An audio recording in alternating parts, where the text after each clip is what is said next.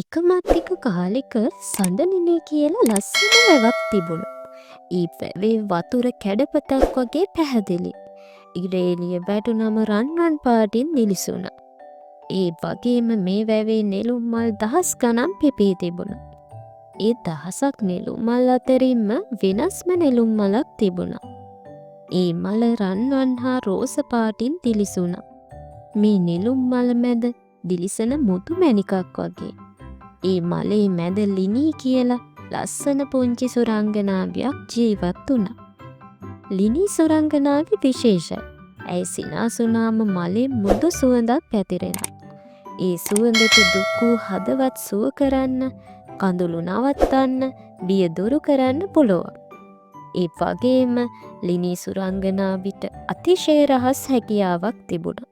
ඇය නෙළුම් මලක් ඉදිරියේ නිහතමානීව ප්‍රාර්ථනා කළොත් ඒ මල ඇයට කතා කරනවා. නෙළුම් මලුත් ඇයට සියලු රහස් කියනවා. වැවේ දුක, සතුට, සතුන්ගේ වේදනා, මිනිස්සුන්ගේ සිතුවිලි, සුළඟේ කතා, තරුවල පණිවිඩ මේ අය කතා වෙනවා. එක් දවසක් උදෑසන ලිනී අවදි වුණු වෙලාවේ යම් වෙනසක් පරිසරයේ දැනුණා. සුළඟ අමුතුයි. කිසිදු කුරුල්ලෙක් ගී ගායනා කරන්නේ නැහැ. වැවේ ජලය අමුත සුවඳක් ගන්න පටන් ගත්තා. කළු දුමාරයක් වගේ. නෙළුම් මල් පිපෙන්නේ නැතිව ගුලි වෙලා හිටියා. මාළුවෝ හුස්ම ගන්න අපහසුවෙන් හිටියා. වතුර අඳුරු පැහැවෙන්න පටන් ගත්තා. කැළඹුණා. ලිනී අපට හුස්ම ගන්න අමාරුයි. මාළුවෝ කෑ ගැසුවා. අඳුරු සිතුවිලි වැවට වැටෙනවා. අපට විකසිත වෙන්න බැහැ. නෙළුම් මල් හඬා වැළපුණා. ලිනී තේරුම් ගත්තා මේ සාමාන්‍ය වතුරේ ගැටලුවක් නෙවෙයි කියලා. මේක නපුරු ආත්මයක වැඩක් වෙන්න ඕන. ලිනී තීරණය කළා සඳලිනී වැවේ හෘදයට ගැඹුරුතම මූලයට යන්න. එතන පළමු නෙළුම් බීජය තියෙනවා. එම බීජය තුළ වැවේ ප්‍රාණ ශක්තිය වාසය කරනවා. ඇය පීනා යද්දී අතරමඟ දුකෙන් බියෙන් පෙළෙන සතුන් මුණ ගැසුණා.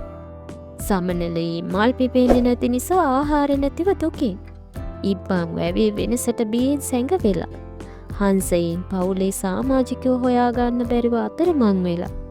ගිම්බන් වතුරේ අපිරිසිදුකම නිසා අසනීප වෙලා. පුංචි ලිනී සුරංගනාවි මේ හැම සතෙකුම තම මෘදු සුවඳින් සුවපත් කළා. ඇය ඔවුන් සමග කතා කළා. ඔවුන්ගේ දුක අසා ඔවුන්ට බලය ලබා දුන්නා. අපි තනි වෙලා නැහැ. අපි හැමෝම එකට වැවක් බව මතක තියාගන්න. ලිනී කිව්වා.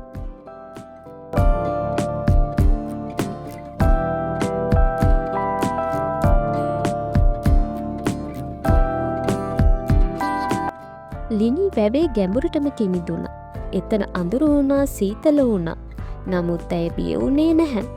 ඇයට තිබුණේ ආදරය හා කරුණාව පිරුණු ලස්සන හදවතක්. වැවේ ගැඹුරේ නපුරු ආත්මය ഘോഷ කරනවා. බිය ගන්නනවා.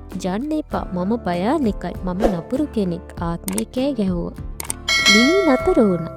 ඇය දැක්කා නපුරු ආත්මයේ වැවේ ප්‍රාණ ශක්තිය බඳු පළමු නෙළුම් බීජය වසාගෙන සිටිනවා. මේ නපුරු ආත්මයේ ලිනීට කිව්වා මට කවුරුත් ආදරය කරන්නේ නැහැ. මට යාළුවෝ කිසිවෙකුත් නැහැ. මම අවලස්සනයි. මිනිසුන් සතුන් මට අකමැති. මම තනියම හිටියා කියා හඬා වැළපෙන්න ගත්තා. ලිනී තේරුම් ගත්ත ආත්මය නපුරු නැහැ. එයාට තනිකම සහ රූපය නිසා තුවාල වුණු රිදුණු හදවතක් තියෙන්නේ කියලා. ලිනී ආත්මය ළඟට ගියා. ඇය තම සුවඳ, ආදරය, කරුණාව මෘදුව මුදා හැරිය. ලිනී කතා කළා. ඔයාට ආදරය කරන කෙනෙක් මම. ඔයාට හැමෝම කැමතියි. ඔයා නපුරු නැහැ. ඔයා තනි වෙලත් නැහැ. අපි හැමෝම ඔයාට ඉන්නවා. ක්‍රමයෙන් ආත්මේ සතුටට පත් වුණා. සිතෙහි තිබුණ නරක සිතුවිලි නැති වෙන්න ගත්තා. ඒත් එක්කම නපුරු ආත්මය රන්වන් ආලෝකයක් බවට පත් වුණා. අවසානයේ එය දීප්තිමත් සුන්දර දිලිසෙන ආලෝක ගෝලයක් බවට පත් වුණා. වැවේ වතුර නැවතත් පැහැදිලි වුණා. නෙළුම් මල් විකසිත වුණා. මාළුවෝ නැවතත් සතුටින් පීනන්න පටන් ගත්තා. පුරුල්ලෝ ගීත ගායනා කළා. සියලු සතුන් සතුටින් විනෝද වුණා. නෙළුම් මල් දහස් ගණන් පිපෙන්න ගත්තා. සඳලිනී වැව නැවතත් සජීවී වුණා.